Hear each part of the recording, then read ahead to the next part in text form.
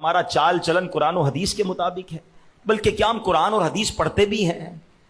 جس مقصد کے لیے ملک بنا، ہم یہاں نماز آزادی سے پڑھ سکیں، مگر مسجدیں تو بن گئیں، مگر کیا سارے پاکستانی نماز پڑھ رہے ہیں؟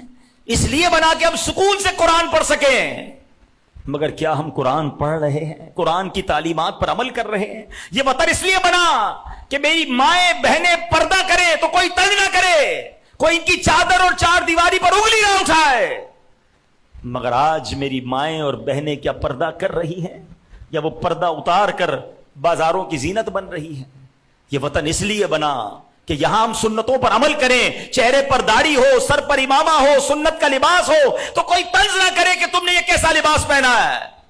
مگر بدقسمتی یہ ہے کہ اگر آج کوئی عاشق رسول مسلمانوں کے اس ملک میں سنتوں کا لباس پہنتا ہے، چہرے پر داڑھی سجاتا ہے، سنت پر عمل کرتا ہے، تو کافر کیا تنگ کریں گے؟ مسلمان کہلانے والا بعض اوقات طنز کر رہا ہوتا ہے۔ یہ وطن اس لیے نہیں بنا تھا، یہ وطن صحیح طریقے سے ہم عبادت کر سکے، ہمیں رب کے حضور سجدہ کرنے سے کوئی روک نہ سکے، مگر آج کتنے لوگ سجدہ کر رہے ہیں؟ اس کو آسان طریقے سے چیک کرنا ہونا تو محلے میں جمعے کی نماز میں آپ نمازی دیکھ لیں، اگر یہ جمعے میں اتنی پبلک ہے تو باقی نمازوں میں کہاں ہے؟